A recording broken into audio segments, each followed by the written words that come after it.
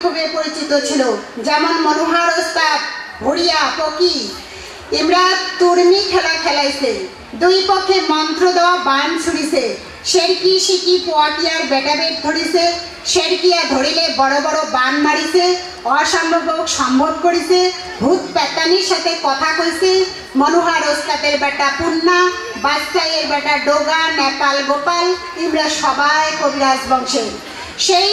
সেই বংশের সুয়াবাড়িয়ার বেটির নাতি সাধুরা ইমে বংশের ডাল, সর্বশ্রেষ্ঠ কবিরাজ, গুণকর্মে ওস্তাদ।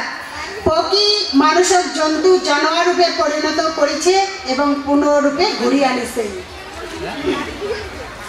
মহারাজা অনন্তের জন্ম স্বাভাবিক অবস্থায় 10 মাস 10 দিন গর্ভ থাকিয়া ছাওয়ার জন্ম হয়, কিন্তু অনন্ত মহারাজ 12 মাস অর্থাৎ 1 বছর মায়ের গর্ভ থাকিয়া চোত সংক্রান্তির বেশমা তিথি রাতে 12টার সময় ধরাধামে আবির্ভূত হয় রাজপাট সংলগ্ন খালিশা গোসানিমারি গ্রামে। পাখির কিচির মিচির আওয়াজ, মিষ্টি বধুর বাতাস, রংবাহারি ফুলের সুবাস, শঙ্খধ্বনি জোগাড় এই জন্ম সময় কালত। আনন্দ খুশির আওয়াজে ভোরের হওয়া বল, রাতি পোহাল, সূর্যের চকমকা আলোত সগাই ছাওয়ার মুখ আর রূপের ঝলকানি দেখিল। অনন্ত দেখতে খুবই সুন্দর ছিল, আশপরশী সাগাই সদর সগাই ছাওয়ার রূপের বর্ণনা করিল। রূপের সৌন্দর্যের নাম রাখি লুপিন, মায়া মমতায় ভরা আদরের ছোট্ট নাম পাল। মহারাজা কান্তেশ্বরের বংশগত মহারাজা অনন্ত রায়ের জীবন কাহিনী বর্ণনা না করিলে কি জেনে অজানা অসমাপ্ত থাকি যায়। মহারাজার সেই শিশুকালের অলৌকিক ঘটনা, দারিদ্রতা, মায়ের দর্শন, পূবে যাত্রা, কর্মজীবন ইত্যাদি ইত্যাদি। ভাগ ছোয়ানি। মহারাজার জন্মের 1 দিন গেল, 2 দিন যাওয়ার পরে 5 দিনে 1 কামানি, 13 দিনে 2 কামানি ধোয়া পাকলা করিয়া জাতক ছুয়া উঠিল, হল 7 মাস। শুভকর্ম ভাত ছোয়ানির দিন। ভাত ছোয়ানির দিন এক পাগলি এসিয়া অন্নপ্রাশনের শোক কামাই কাজ করে, ব্রাহ্মণের পূজার জিনিসপত্র আগেয়া দেয়। ব্রাহ্মণের হাতত জামা থাকি একটা লাইট বের করিয়া পাগলিটা কয়, ভাল করিয়া মন্ত্র পড়িব। পাগলিটার কাজের সীমা নাই, এদি ওদি দৌড়াদৌড়ি করি কাজ করে, মনে হয় অন্নপ্রাশনে উমাই দিনে আই বৈরাতি। সারাদিন কাজ কামাই করার পরে ছাওয়ার মাওয়ে খাবার দেয় আর পাগলিটা পেট ভরিয়া খায়। খাওয়ার পরে পাগলিটা একটা কলম ভিড় করিয়া ছাওয়ার হাতত দেয় আর কয়, দেশের মান রাখিব। সত্যি সত্যি পাগলির এই সামান্য কলম দান আর দেশের মান রাখা কথাটা জেনে ছাওয়ার জীবনের আশীর্বাদ। পাগলি ছাওয়া কলম দান দিয়ে নলবাড়ির ঘাটা ধরিল। ছাওয়া গুলাও পাগলির পাছে পাছে যায়। হঠাৎ ছাওয়াগুলোর চোখের সামনে পাগলি অদৃশ্য হয়ে যায়।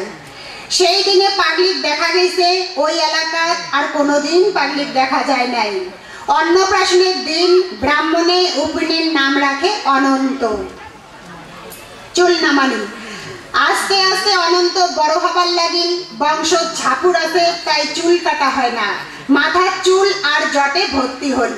এই জট তার পূর্বপুরুষ মহারাজা কান্তেশ্বরের কথা মনে করি দেয়। কান্তেশ্বরের সাপের মতো মাথার জটা মাটির পড়ে হালি।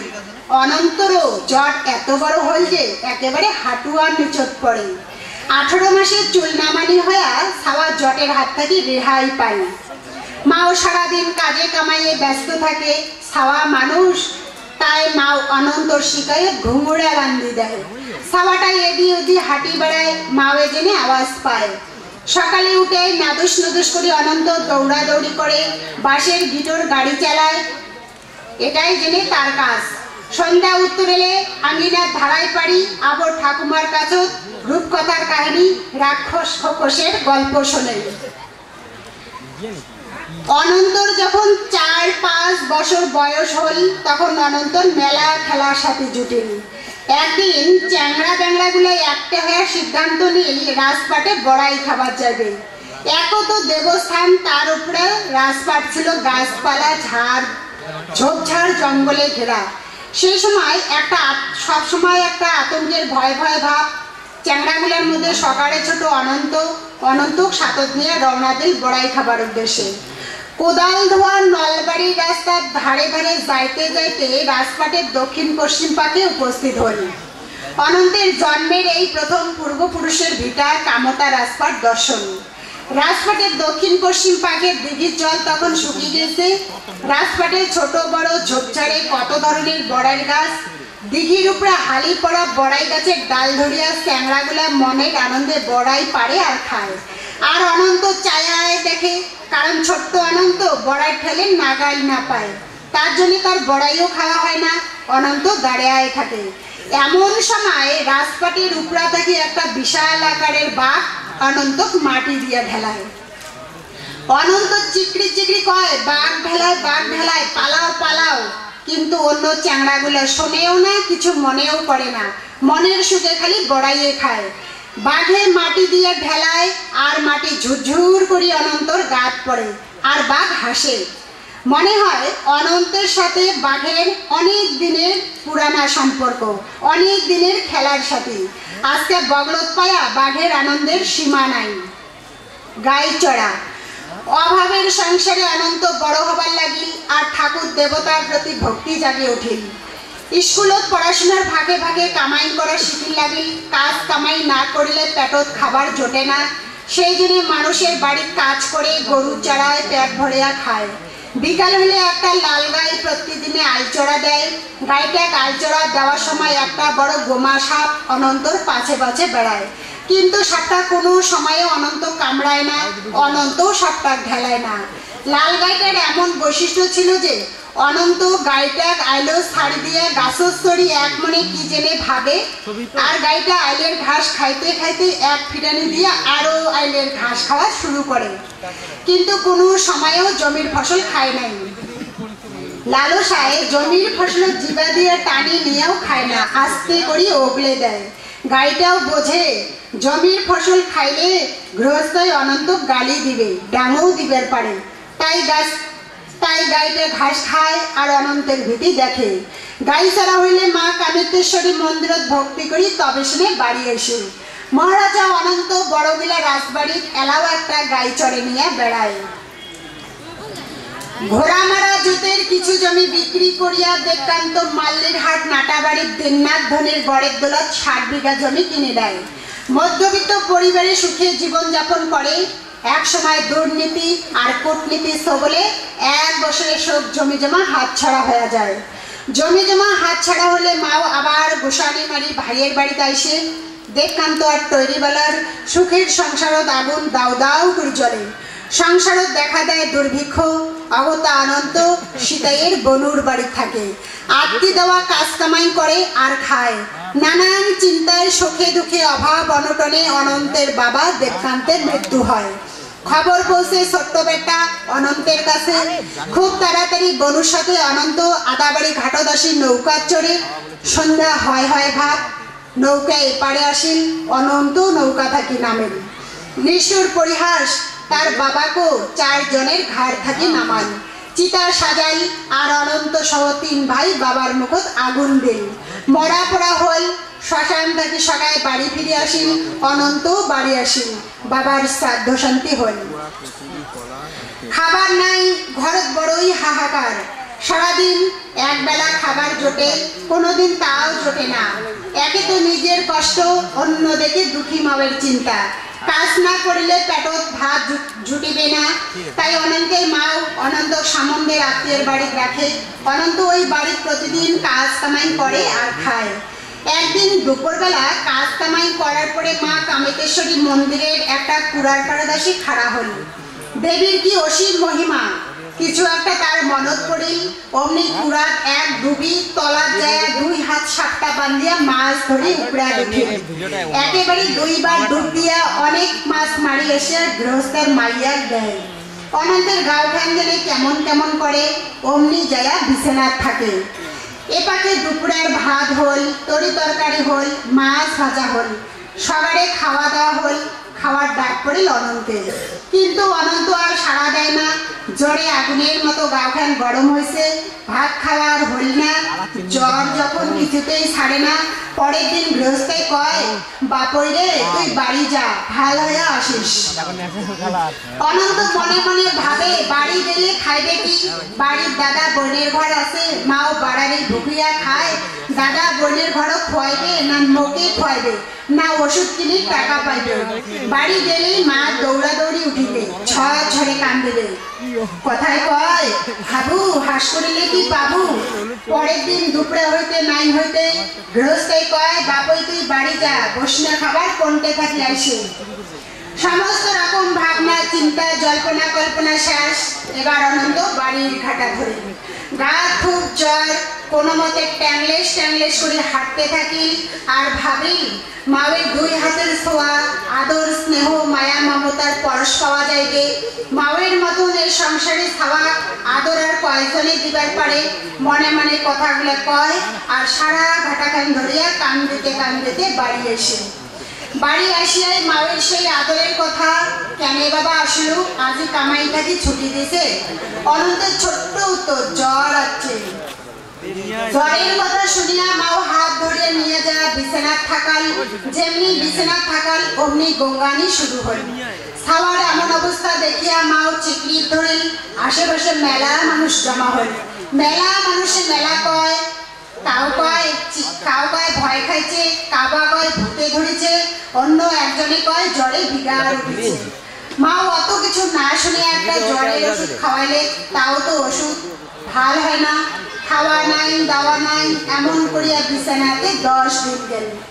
অনন্ত মুখ দিয়ে কি জেনে বিড়বিড় করিয়া কয়, কিন্তু কি কয় বোঝা যায় না। মা তখন ভাল দেখি একটা ওঝা আনেন। ওঝা বুঝির পাই না কি হচ্ছে। অনন্তর বোধ জ্ঞান শক্তি নাই, খালি মুখেন নড়ায়। গোটায় গাও তেল মালিশ করে আর মাও ঝরঝরিয়া কাঁদে। 19 দিন পার হইয়া গেল। 2 চোখ বন্ধ, ওষুধ গিলির পায় না। সকালে আশা ছাড়ি দিল। মাও তো আশা ছাড়ি দিবার পায় না। হাজারো হোক জন্ম বেটা তো। ছাওয়ার এমন অবস্থা দেখে আর জন্মদাতা মাও ডুকরি কান্দিল লাগিল। আশপাশে আসিয়া কয়, আর বাঁচির নয়, বড় জোর 1 ঘন্টা। ওই দিন অনন্তর অজ্ঞান অবস্থা 23 দিন। 24 দিনে বড় দাদা জুড়ি বড় ডাক্তার রানীর গেল। কিন্তু ডাক্তার রানী যাইতে দেখে এক সম্বন্ধের কাকা ডিসপেন্সারি যাবার ধরেছে। একেবারে ঘাটাত পাইলম কামার, দাও গড়ে দাও আমার। কি করে, হাতত বড় টাকাও নাই, বড় ডাক্তারও নাই। অগতা হোমিওপ্যাথি চিকিৎসা করা কাকাকে নিয়ে আসি। অনন্তের নাভি দেখিল, নাভি নাই। বুক দেখিল, কোনো শব্দ নাই। চোখ বন্ধ, গাও ঝকালে গোটায় গায়ে নড়ে। ডাক্তার কাকার মন একেবারে ভেরকাশা নাকা হল। ওষুধ কি দিবে? মরা মানুষের ওষুধ কেমন ডাক্তারে জানা নাই। চিন্তা করিয়া মনত ভাবিয়া 4টা পুড়িয়া বানিয়া ছাওয়ার মায়ের হাতত দিয়া ডাক্তার কর্তব্য পালন করিলেন এবং আরো জানির চাই কাল রোগী কেমন থাকে। মাও ঠোঁট দুগুনা ফাঁক করিয়া একটা পুড়িয়া মুখর ঢালি দিল। এমন করিয়া 4টা পুড়িয়া খাওয়াই। পরের দিন বাড়ির মানুষের ভিড় জমিল।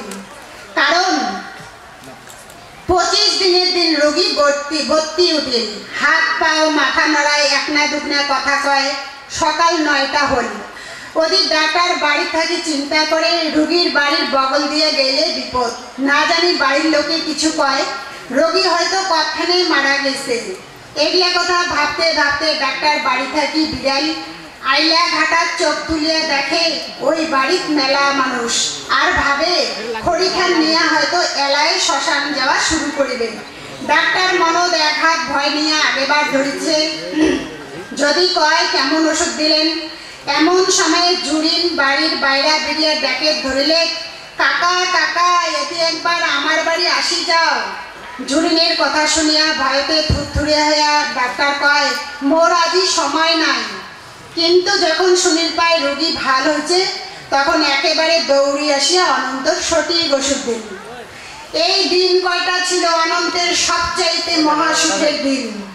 এই দিনগুলা আড্ডা শক্তির কোলাট বসিয়া কত কাহিনী, কত শত দৃশ্য, বিশ্ব মহাবিশ্ব ভূখণ্ড পূর্ব জন্ম সম্বন্ধে কত জ্ঞান লাভ করেছে তা লেখিয়া বর্ণনা করা খুব কঠিন।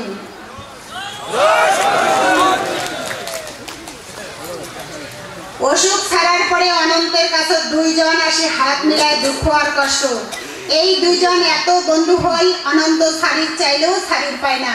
ভাগ্যের কি পরিহাস। মায়ের চার বেটা অনেক কষ্টে মানসি করে সারাদিন বাড়ানি ভুকায়, যে কিনা চাল পায় মোলা বানায়, গোসানি মারিক মোলা বাজায়। তবে সিনে চাল কিনে সুদা ভাত রান্ধিয়া বেটার ঘর খাওয়ায়। মায়ের চোখের জল পড়ে, বেটার আড়ালত যায় কান্দে যাতে বেটা বুঝি না পায়। কিন্তু অনন্ত মায়ের কান্দন দুঃখ অনুভব করে। মাও যে কিনা টাকা পায় সে কিনা দিয়া দুই বেলা খাবার জোটে না, তাতে হল অনন্তের অসুখ। এই সময় পথ্যের খুব প্রয়োজন, কিন্তু যার একবেলা খাবার জোটে না তার আরো পথ্য।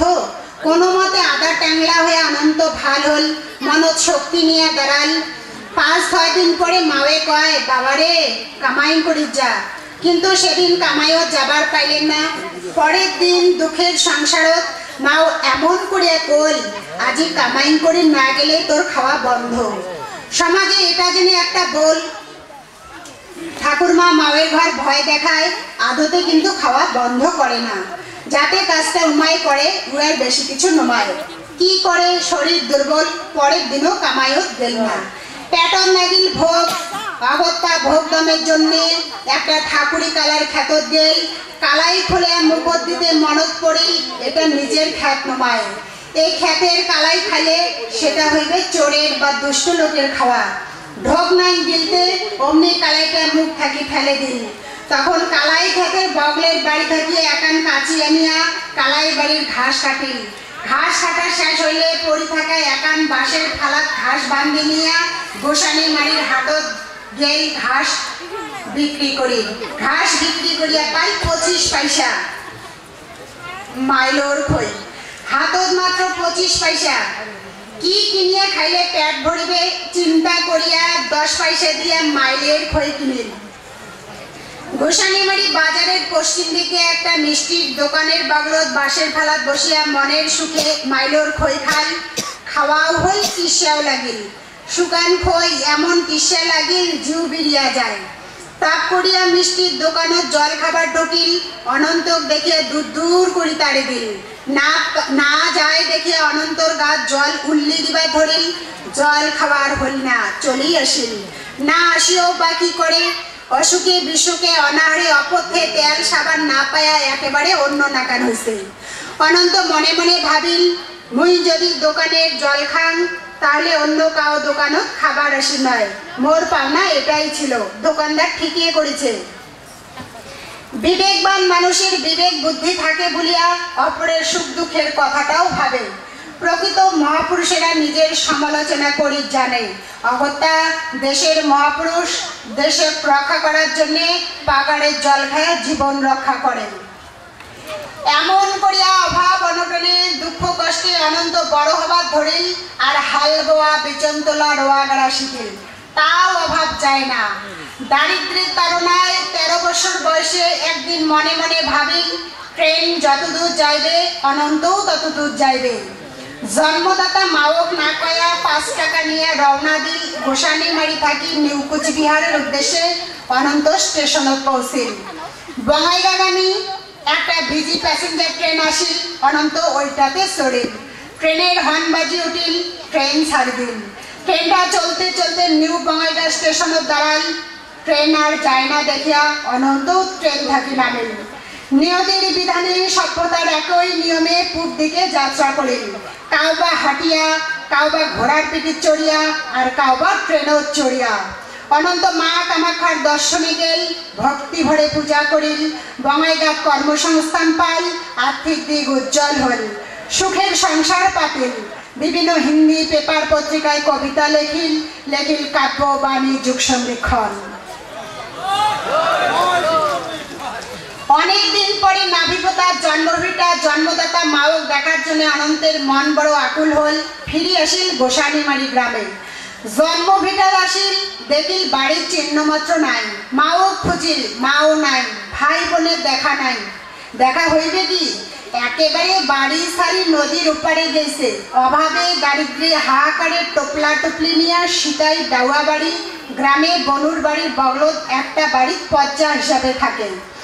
অনন্ত যখন কারো দেখা না পায় অগত্যা নদীর পাড়ে পাড়ে বনুর বাড়ির ঘাটা ধরে যাইতে যাইতে দেখে তার মাও নদীর উপার থেকে এপারে নায়ন নিয়ে যাবার ধরছে। একেবারে দৌড়ি যায়া মা ভক্তি দিয়ে কয়, মা কেমন আছিস? মাও চিনির পায় না, ছোটতে হারাইছে বেটা, কত উটকাইছে, কান দিয়ে গেছে সারা বেলা। দুইজনে মুখোমুখি দাঁড়িয়ে আছে, চার চোখের জলে দুইজনের গাল ভিজি যায়। অনন্ত পরিচয় দেয়, মেলা মেলা কথা কয়। অবশেষে দিন দুঃখিনী মাও চিনির পায় হারে যাওয়া ছোট্ট বেটা। মাও বেটার মিলনে মায়ের চোখের জল আটকে। এই ঘটনা মনোরায়ের কথা মনে করি দেয়। মনোরায় তার জন্মস্থান বক্সিসারি পূব দিকে মায়ঙে গেছে সভ্যতা গড়াতে, আর অনন্ত জন্মস্থান গোসানিমারি থাকি পূবে বঙ্গাইগাঁও গেছে ধন সম্পদ টাকা উপার্জনে। পূবে বঙ্গাইগাঁও থাকি আসার পরে আত্মীয় পরিজন খোঁজা শুরু করেন, খুঁজিয়া সগাকে একটে করেন। রচনা ও সন্ধান। অনন্ত কামতা কাব্য লেখা শুরু করেন। পূবে বঙ্গাইগাঁও বঙ্গাইগাঁও জেলার ঢালিগাঁর ভিজিয়া টাউনশিপ কোয়ার্টার নাম্বার 554B থাকি এক অধ্যায় লেখা শুরু করে, আর পশ্চিমে জন্মভিটা গোসানিমারি সংলগ্ন এলাকা দাসিয়া খুঁজি খুঁজি জায়গা উদ্ধার করিয়া বাস্তব রূপ মিলায়। এমন করিয়া চলে কাব্য লেখা। একদিন অনন্ত কাজলিপুরের সন্ধান করিবে বলিয়া মহেন্দ্র দাস কৃষ্ণরায়ক সাতত নিয়া সকাল 9টায় গোসানিমারি থাকি রওনা দিল। দবর্ণের পাঠক পূজা করিল। পূজা করার পরে গড়ের বগলে বগলে যাওয়া শুরু করিল। যাইতে যাইতে দেখে গড়ের উপরায় একটা ভবানী চিলা বসি আছে। অনন্ত খুব তাড়াতাড়ি ক্যামেরায় ফটো নিল। ফটো তুলি যাইতে ভবানী চিলা উড়ি গেল। তখন ওরা অবস্থায় ফটো করিলে। তিনজনে গড়ের বগলে বগলে হাঁটতেই আছে, আর ভগদত্তের পূর্বজনের দেহের অংশ রাখার মহাপবিত্র স্থান কাজলিকুড়ার কথা ভাবনাত আনিয়াই নিজেই যেন অনন্ত মহারাজ কান্তেশ্বর হয়ে উঠিল। অনন্তর ভাবমূর্তি দেখে সাথে দুইজন কোনো কথা কওয়ার বা ছোঁয়ার সাহস পায় না। মনে হয় দৈব শক্তি অনন্তর উপরে ভর করেছে। অনন্ত আগে আগে যায়, অন্য দুইজন পাশে পাশে যায়। বেলায় ঠিক 12টার সময় কাজলিকুড়ার পাড়ত আইসে। ধু ধু আবাদি জমি, এক পাকে বন জঙ্গল গাছগাছালি, অন্যদিকে শিঙিমারি নদী। কাজলিকুড়ার পাড়ত বসিয়া অনন্ত পূজা শুরু করিল। কি কি ভাবিয়া যে কত কান্দিল তার লেখা জোখা নাই। পূজা সমাপ্ত করিয়া যেই না কাজলিকুড়াত নামিয়া হাতত জল নিয়ে তর্পণ শুরু করিল, আর অমনি শুরু করিল প্রকৃতির তাণ্ডব লীলা। শান্ত জল অশান্ত রূপ নিল। জলের উথাল পাতাল ঢেউ তরঙ্গে বসুমতী কাঁপা শুরু হল। পশু পাখির কোলাহল উঠিল। কাজলিকুড়ার পাশত এক কৃষক হাল বয়েবার ধরছে। এমন দৃশ্য দেখিয়া হাল বোয়া বাদ দিয়ে একেবারে গরুর লাঙ্গল ছাড়িয়া পালায়। কিন্তু মহেন্দ্র দাস আর কৃষ্ণরায় পালেবার পায় না। উমরা দুইজনে অনন্তের সঙ্গী, তাই দূর থাকি ফটো তোলে। তর্পণ সমাপ্ত হইলে অনন্ত এক ডুব দেয়, আর ওই ডুবত মাওচণ্ডী অনন্ত কি কয় জানা যায় নাই। কাজলিকুড়া ডুব দিয়া ভিজাগাঁও জামা কাপড়ে উঠি এসে কাকু কিছু না কয়া সোজা রওনা দিল মহারাজা কান্তেশ্বরে রাজবাড়ি বলিয়া। সাথে দুইজন কি করে উমরাও রওনা দিল অনন্তের পাছে পাছে। অনন্ত এমন রাজ হাঁটনি শুরু করিল এক দৃষ্টিতে, এক মনে, দ্রুত গতিতে। সাথে দুইজন মাঝে মধ্যে দৌড়িয়াও নাগাল ধরে না পায়। এমন করিয়া গোসাইনিমারি রাজবাড়ির পশ্চিম পাকে আসিল। অনন্ত রাস্তা প্রদক্ষিণ করা শুরু করিল। অনন্ত সাথে সাথে সাথে দুইজনও প্রদক্ষিণ করা শুরু করিল। তিনজনে রাজবাড়ির প্রদক্ষিণ করার সময় হঠাৎ দুইজনের চোখের সামনে অনন্ত অদৃশ্য হয়ে গেল। দুইজনে কত খোঁজা শুরু করিল।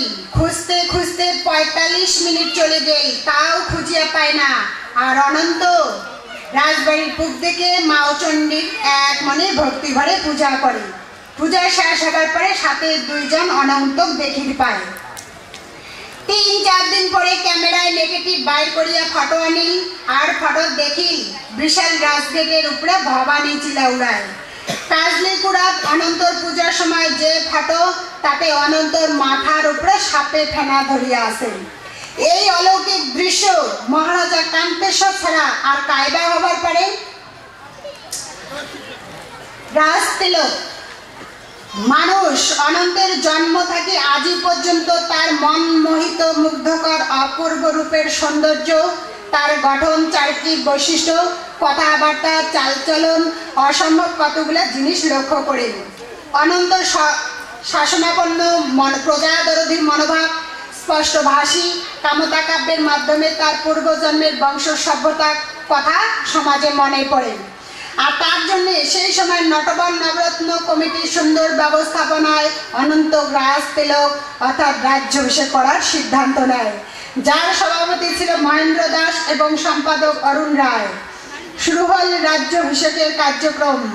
বাংলা 1400 সন, ইংরেজি 1994 সনের পবিত্র মাঘী পূর্ণিমার পুণ্যতিথি গোসানিমারি পূর্বপুরুষ মহারাজা কান্তেশ্বরের রাজপাটত অনন্ত রায়ের রাজতিলক হয়।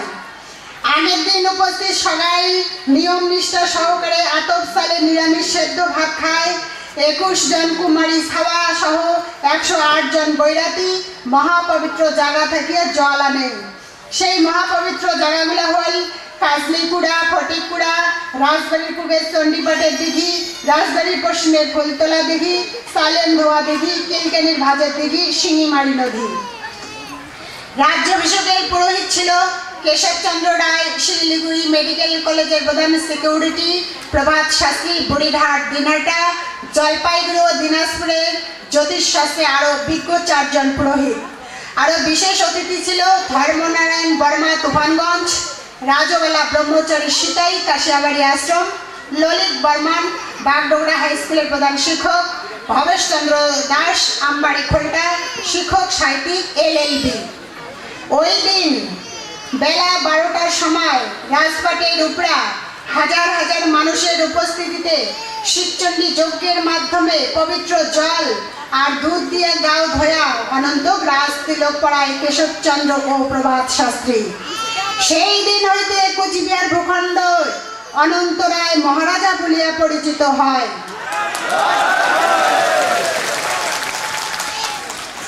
মহারাজা সৃষ্টি অনন্তর রাজ্যাভিষেকের সময় একটা গরু ছাড়ি দেয় মঙ্গল সেনাপতির নাম উল্লেখ করিয়া। এই সেই বৃষ। মহারাজা কান্তেশ্বরের রাজপাটের উপরে শিবচণ্ডী যজ্ঞে মহারাজা অনন্ত রাজ্যাভিষেক করার পর চণ্ডীর গাছ নিয়া গোসানিমারি কামেতেশ্বরী মন্দির এবং টাকশাল প্রদক্ষিণ করিয়া পুনরায় রাজপাটে ঘুরিয়া আসে। রাজবংশী জনগোষ্ঠীর এটা বড় সৌভাগ্য। কোচবিহার ভূখণ্ডে ঐশ্বরিক বরপ্রাপ্ত শক্তি স্বরূপ বংশ পরম্পরায় মহারাজা অনন্ত খাড়া হই। আজকাল সমাজ সভ্যতার পরম্পরা জ্ঞান ভাণ্ডার প্রজাবাসী উজাড় করে দিবাদ হচ্ছে। সেই মহারাজা অনন্তকে ঘিরিয়াই কুচবিহারবাসীর সগাড়ের স্বপ্ন, তার আশীর্বাদ, তার জ্ঞান শক্তি অর্জন করিয়া জীবন যাপন করা সত্যি সত্যি কুচবিহারবাসী ধন্য।